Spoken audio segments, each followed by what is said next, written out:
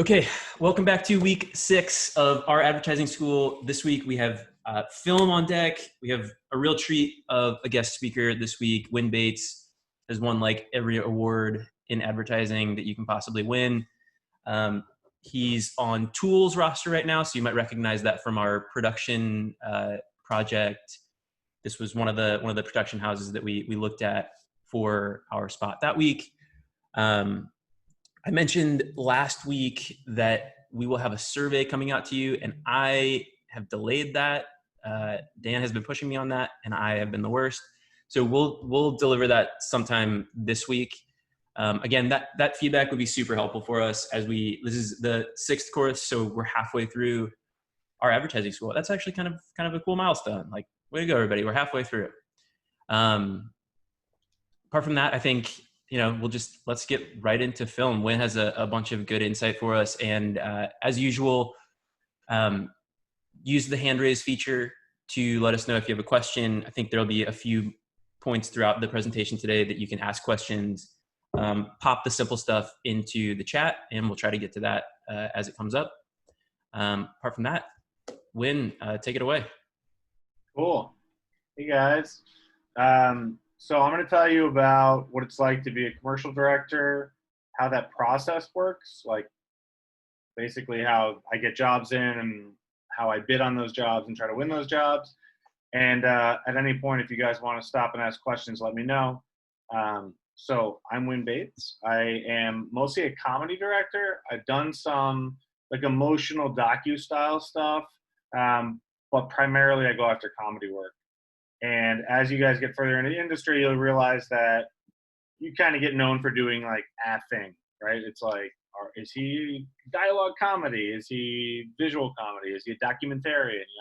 Is she an art director type with motion graphic background? Whatever your thing is, you kind of get pigeonholed in that element. And I would say my thing is comedy, mostly dialogue comedy.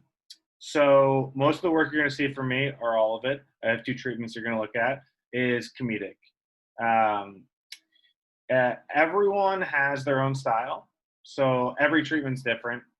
It's all on a paper. It all has, copy and visuals, but in general, the styles are very, very different because people have different styles in their work.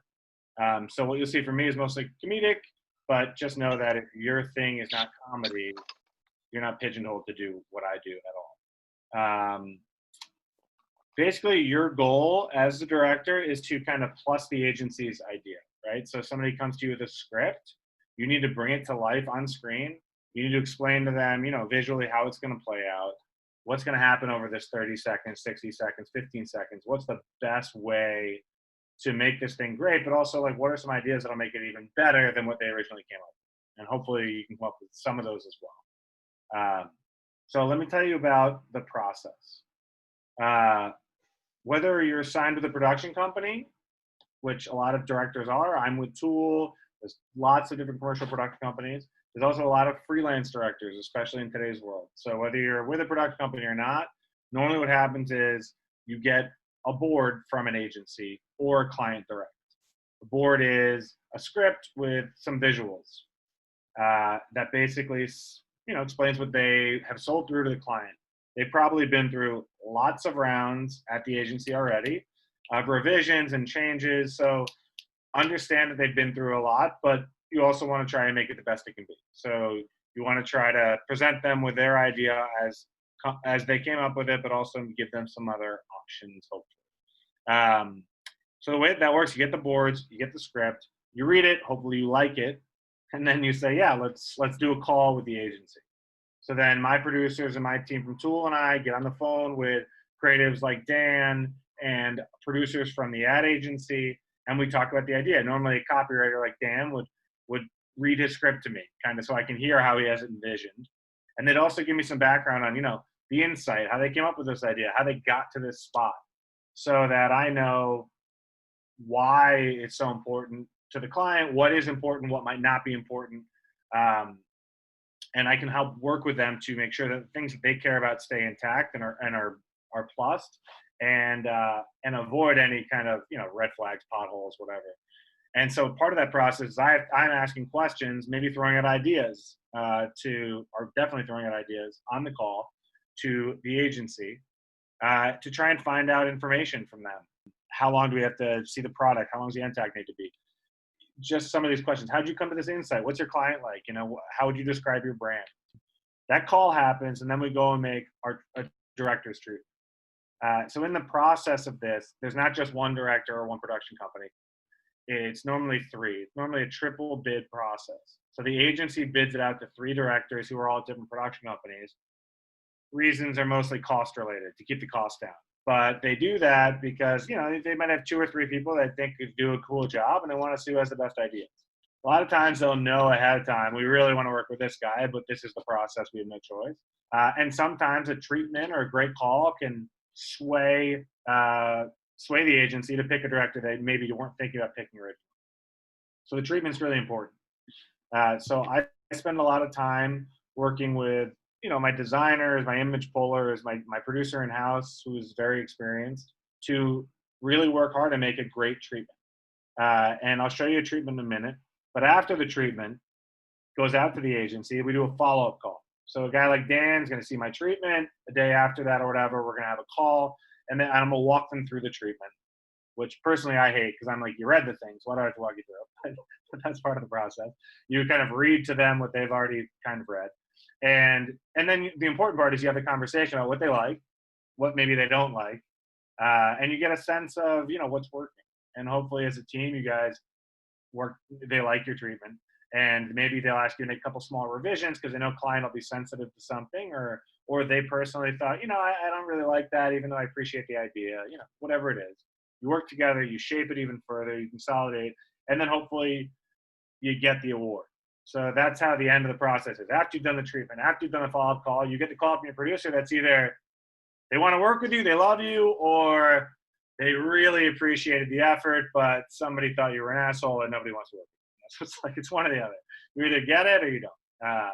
And that's the process. If you do get the job, then you go and shoot it. So I want to show you guys what a director's treatment looks like. Again, these are my treatments. They're probably more conversational in tone than a lot of people because that's just how I write. Some people probably love it. Some people probably think I didn't graduate 8th grade or something. That's me. But everyone has different styles, and that's the important thing. We all need to be unique. So let me show you a treatment. Great. So this is for Georgia Lottery. Georgia Lottery, lottos in general are a little bit broader in terms of like the type of comedy. I normally do a little bit more like drier, subtle, more like The Office, like that kind of vibe in terms of tone. Georgia Lottery is a little bit bigger, so this is a little bit bigger in tone. But basically, every treatment opens with a cover page. Cover image should say something about the spot. It should have some sort of tone to it, maybe a casting element. And this is how you open it up. It's got your name on it. It's got the name of the commercial and the agency and yada yada. Then you have an introduction. It might say introduction. It might say, hey guys, it depends on who it is. But generally there's some sort of intro talking to the agency to kind of remind them about the things you talked about in the call, to remind them who you are, talk about important stuff. For me, this one was basically the concept was there's an ice cream truck coming through this town, but they're selling lotto tickets. But all the adults are acting like it's an ice cream truck. So like kids freak out at an ice cream truck, the adults freak out at an ice cream truck. That was the idea. So that's what we basically talked about.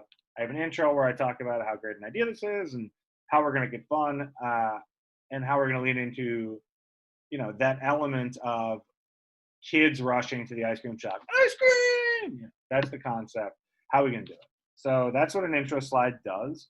Some people say this is how I work. Some people, there's a lot of different things you can say here, but it's to kind of, open it up. It's to start the thing, break out about the things you think are important and get started in the treatment. Cinematography and lensing. This is like, what is it going to look like? Some people call this section look and feel. Some people call this composition and lensing. Depends on the person.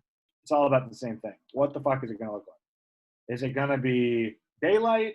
Is it going to be shot at night?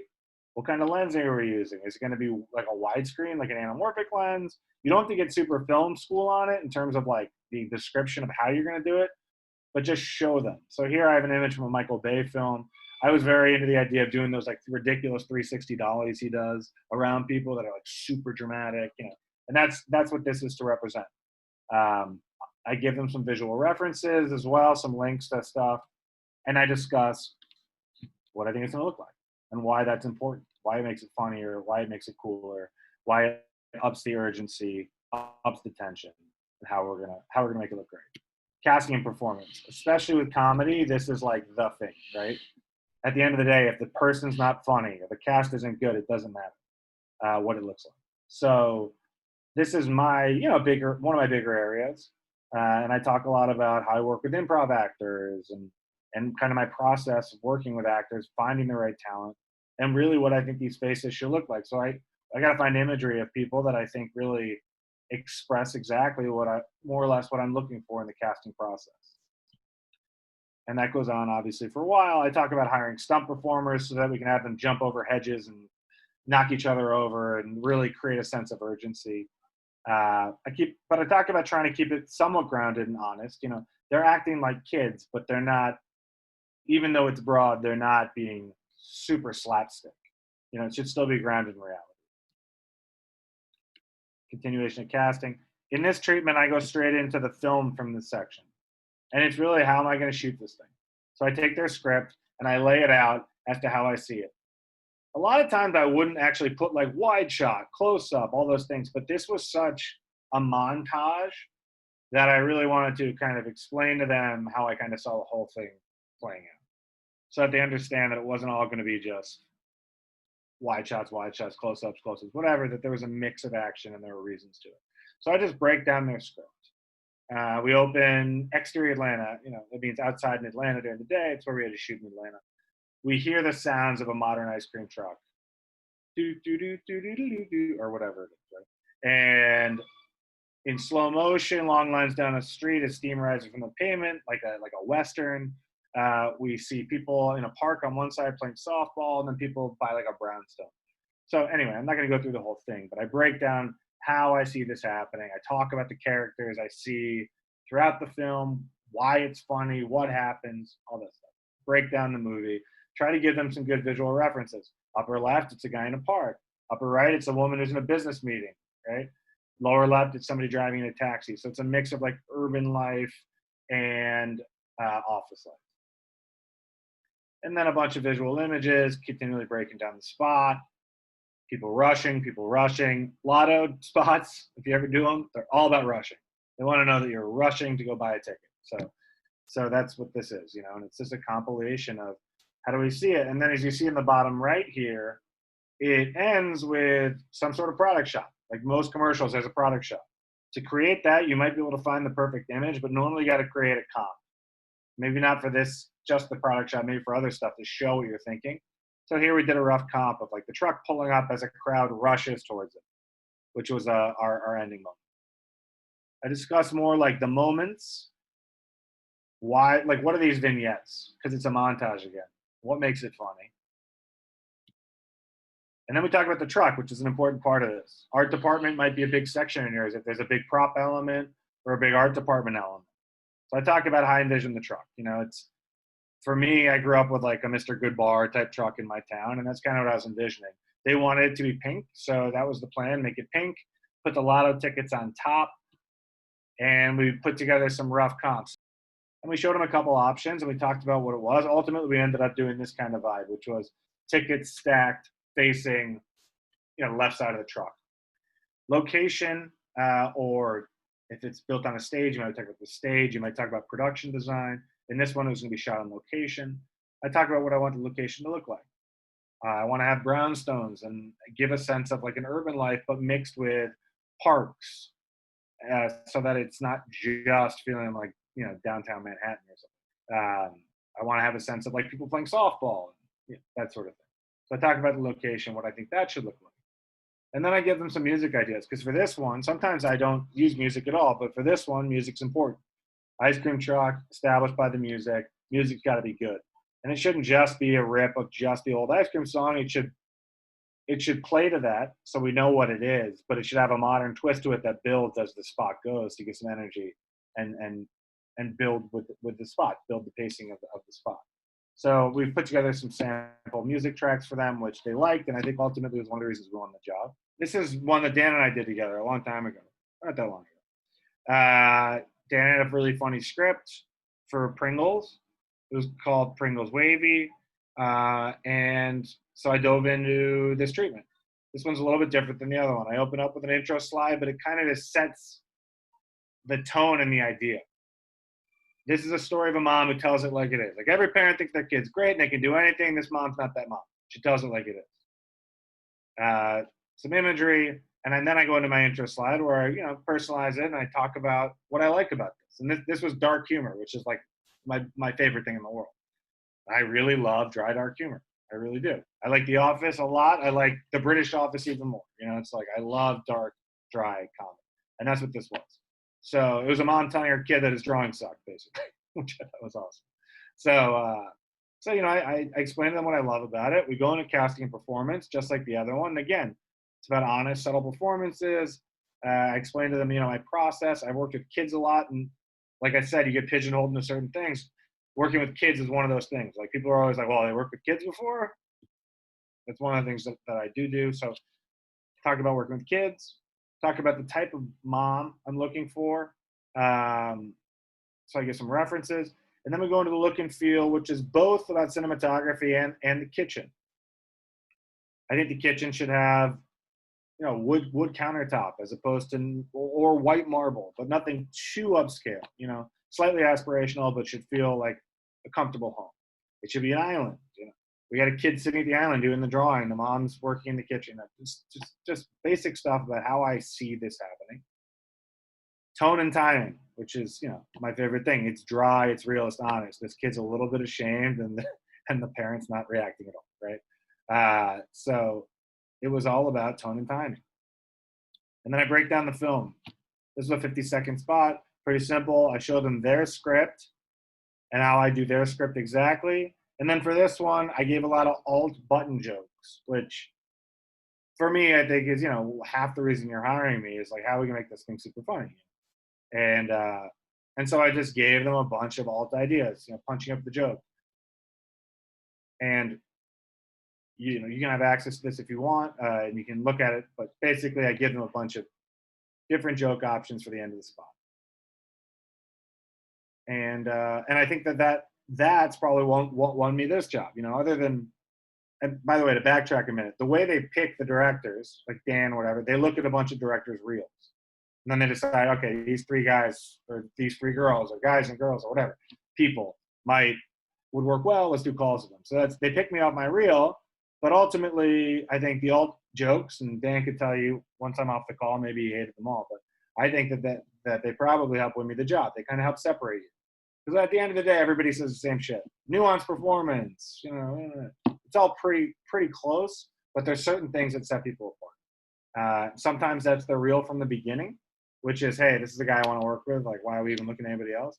And other times that's great ideas or a good music track or a different look or a way, he wants to shoot it in slow motion. I didn't think about that, and it actually makes it a lot funnier, especially with the music track he sent. Whatever. And then you have a slide. So those are two examples of director treatments. Again, those are mine. They're certainly unique to me and not the only way to do it by any means. Anybody you pick on my roster at Tool, or the roster at Tool have very different styles of treatments. Guy like Floyd Russ, who does like docu-style meets like a big look kind of spots, has beautiful, beautiful imagery. It feels very real, but just a little bit bigger and different. His treatments are very different, So everybody is different. But that is the process. That is what a director's treatment can look like, what mine look like at least. Other things that people sometimes add in the treatment, different sections, you might add in a section on edit. Like if you want to talk about how you see this thing getting edited or editors you want to use. Those are important things to put in there if it makes a big difference for how the spot will turn out. Sound design, like I put in music, can be really big.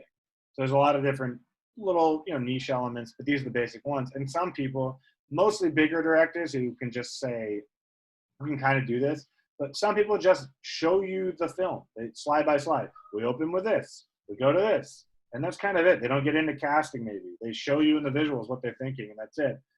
Again, you have to be a little bit more established maybe to do that, but it totally works. I mean, ultimately, that's what you're here for, is to see how this thing's gonna come to life. And then some small stuff. At the end of the day, you have to have your own style. You have to be unique. You have to have your own voice.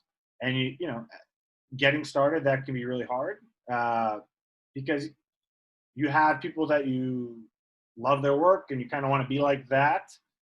It's also hard to get a reel together because it costs money and it takes time. But you need to keep that path of how am I going to fall in the middle and never work as a director. We have some homework for you guys, which is some scripts that Dan had written that are great. There's 3 different scripts he's going to give you access to. One's a comedy spot. One is an emotional spot that's more docu-style. At least that's how I see it. You can do whatever you want. And a third one that's a cool mix of live action and like animation / motion graphics. So depending on what you're into, and I know a lot of you aren't even trying to be directors, but you know, you could try to put together a director's treatment with one of those scripts and show your vision and how you bring that to life and make it great.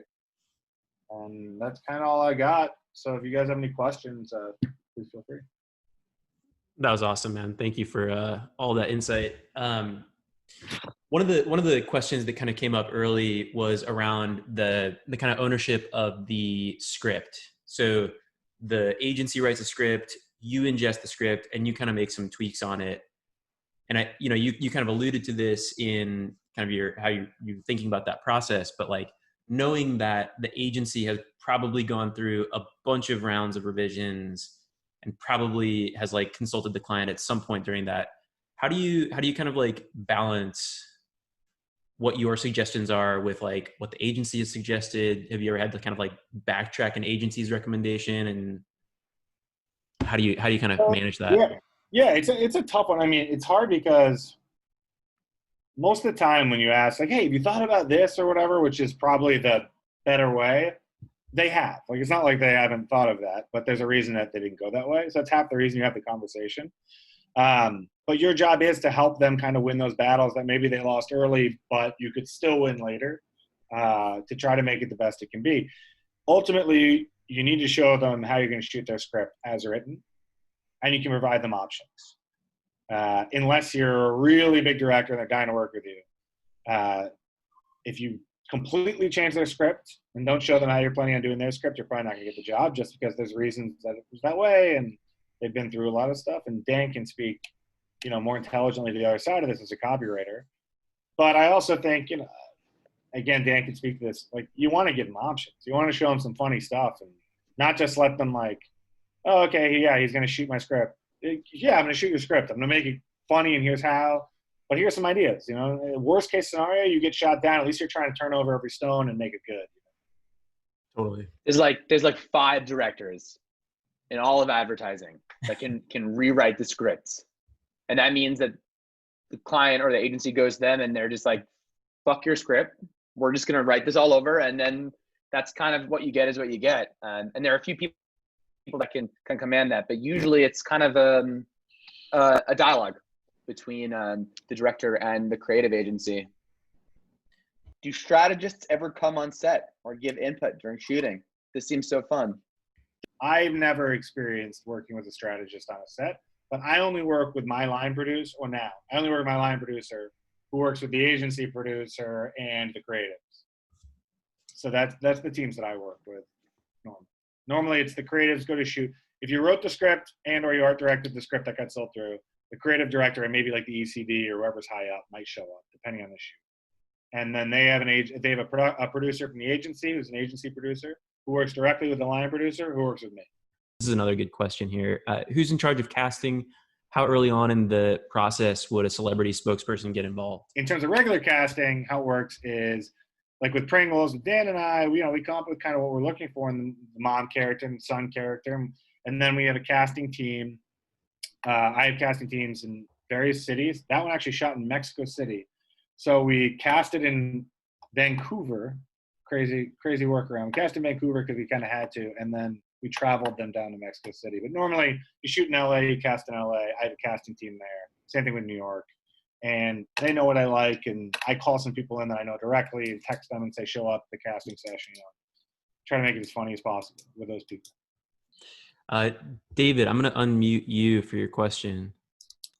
Yeah, I think you mentioned that you were working at an agency and you've transitioned to production. That's like exactly the route I want to take. My ad program really like grooms us to be hired by agencies, but a lot of us specialize in like director or cinematography. So I'm wondering how you did that and what that looks like. I had a buddy who worked in that agency. I had no idea what to do. I should have gone in there and become probably a copywriter. But instead, I went in and became a producer. The good thing about that is I was on shoots very quickly. I learned all about every director and every production company, and I got a lot of work under my belt very quickly, which is a little bit harder to do, I think, as a up and coming creative.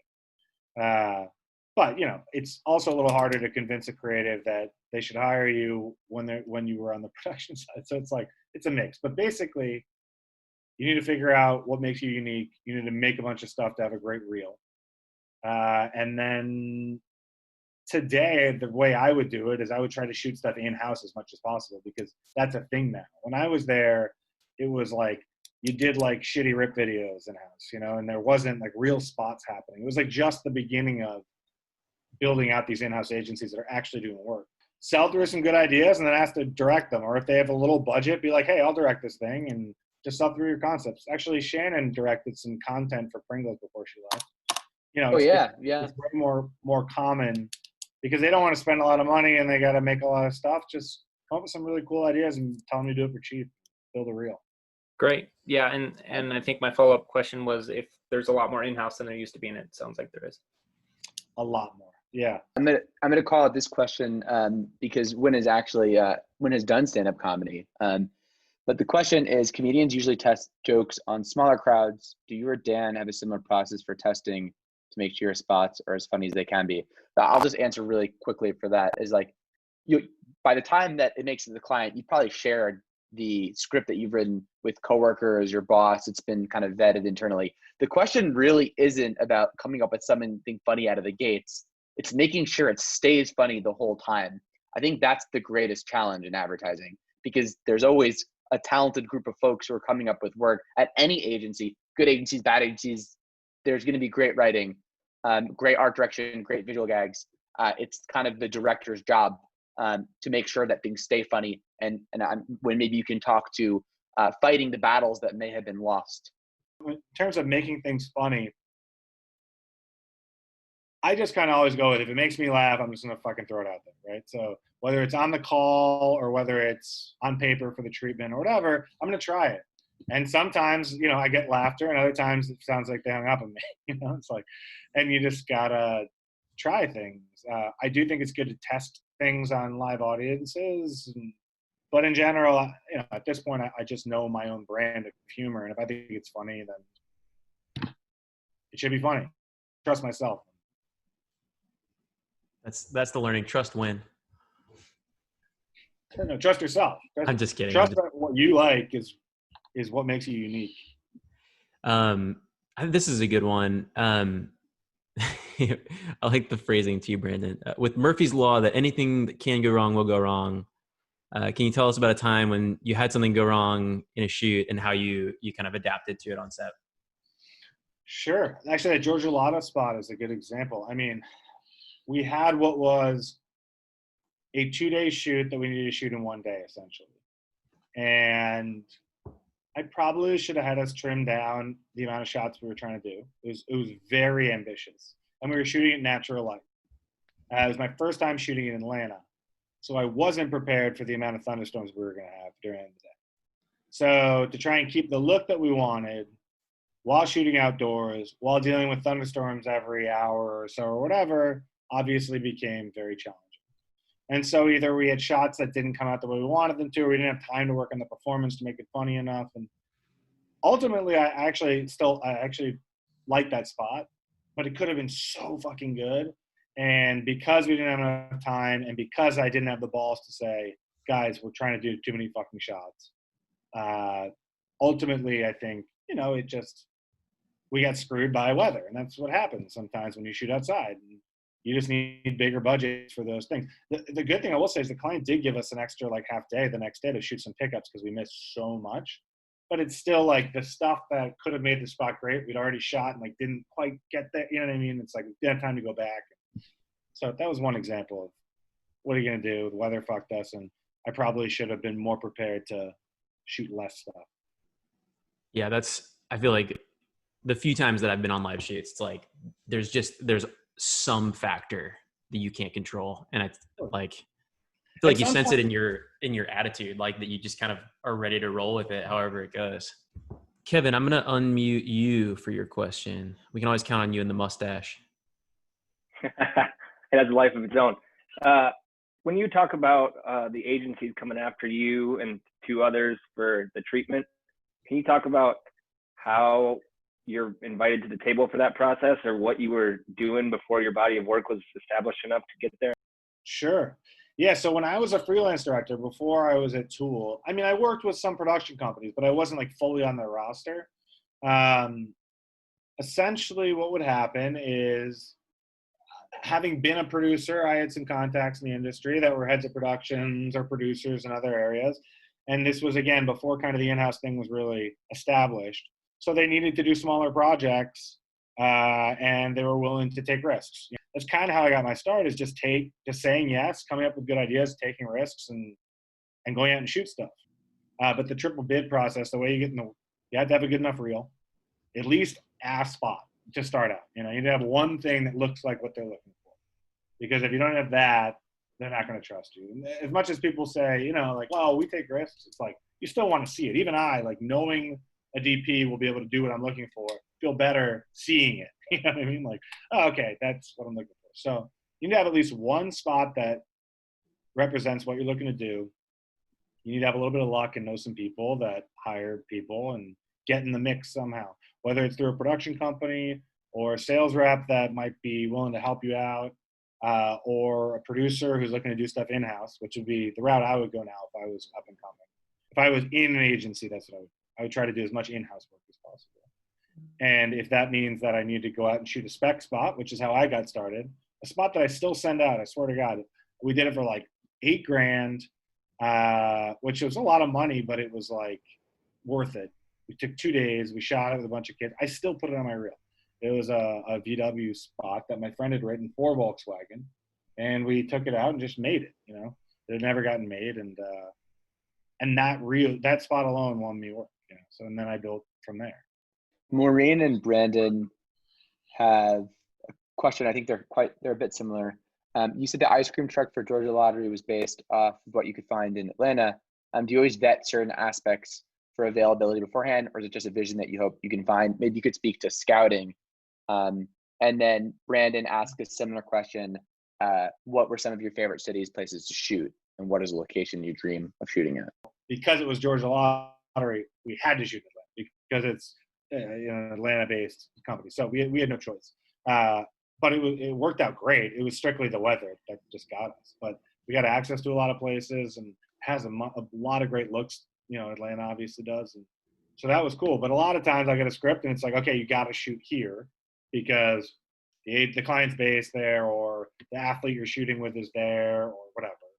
And then other times it's like, whatever you want it to look like, let's make it look like. We can build a set, or we can travel to the spot you want to go to. And those are cool, obviously. And we open them up, but they're kind of few and far between. You're normally either shooting in LA, or you're shooting because there's an athlete somewhere or an agency somewhere. Jasmine has her hand raised. Maybe she can clarify some of the. Jasmine, I'm going to unmute you. Go ahead. Do you want to expand on the question? I was just going to ask what you do if you don't, well, maybe not necessarily don't like a script, but if you're just not feeling it, like, do you respectfully decline, or do you still go through and send them like a treatment? Normally I'll go after a job that I'm like, this has something. They haven't flushed it out yet, but we can do it together. And I try to push them to that point. And a lot of times I go after jobs like that, push them to make it great. And I don't get it because the client didn't want to make it great. They wanted to make it super broad or whatever, and that's okay, but at least I tried my part, and hopefully the agency recognizes that I was trying to make the work as good as it could be and comes back to me with their next thing or something else. Cool. Thanks. Yeah. I think that about wraps up all of our questions. I think the insight around kind of getting started is I think especially poignant for this group. I think a lot of people are finding ways to like start building that portfolio or start to like find that kind of foot into agency world. So I think this advice of kind of like having a reel that you feel really solid about and at least a few examples of your work paired with building relationships with people in the industry that's probably exactly the advice that this group needs to hear.